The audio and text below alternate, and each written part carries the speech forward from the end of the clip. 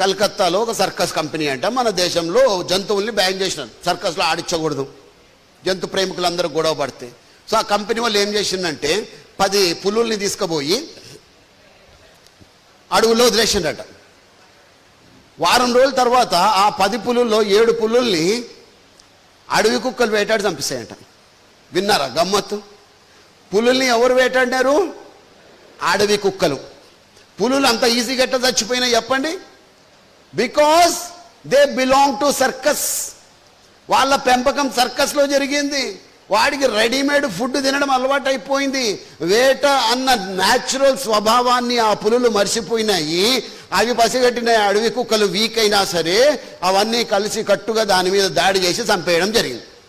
ఇదెందుకు చెప్తున్నా అంటే మిత్రులారా, చాలామంది తల్లిదండ్రులు, ఎందుకంటే ఈ వీడియో యూట్యూబ్లో పోతుంది కాబట్టి చెప్తా ఉన్నా, ప్రపంచవ్యాప్తంగా యూట్యూబ్లో ఇవన్నీ చూస్తారు తల్లిదండ్రులు కాబట్టి చెప్తా ఉన్నా, సర్కస్ పులుల లెక్క మీ పిల్లల్ని పెంచకండి దయచేసి.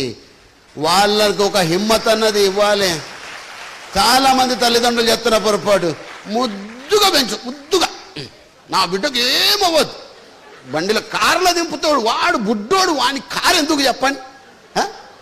ఒక స్కూల్లో ఎల్కేజీ పోరోనికి అడ్మిషన్ కోసం వెళ్తే ఎంతరయ్యా ఫీజు అంటే లచ్చ ఎందుకు రయ్యా? అందరూ కూర్చోబెట్టి ఏబీసీడీలు చెప్తారు, మేము పనుకోబెట్టి ఏసీలో చెప్తామంట.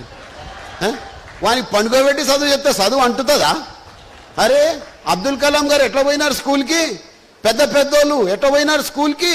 నడుచుకుంటా, చెప్పులు లేకుండా, సీమిడి ముక్కుతో, చిరిగిన నిక్కర్లతో వెళ్ళినాం. పెద్దోళ్ళు కాలేదా వాళ్ళు? ప్రపంచంలోనే ప్రముఖులు కాలేదా వాళ్ళు? వీరికి చిన్నప్పటి నుంచి సుకుమారంగా పెంచితే పెద్దగా అయితే వానికి చిన్న కష్టం వస్తే వాడేం బతుకుతాడని? ఆ జీవితాన్ని బతకలేడు. అరే స్ట్రాంగ్గా తయారు చేయాలి.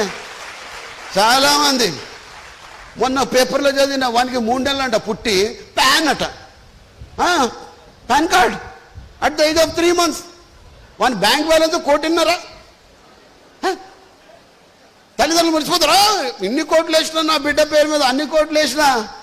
కోట్లు కాదు మా, మంచిదే వేసుకో, కానీ వానికి జీవితాన్ని ఎలా ఎదురీదాలో కూడా నేర్పించాలి. Yes my dear friend,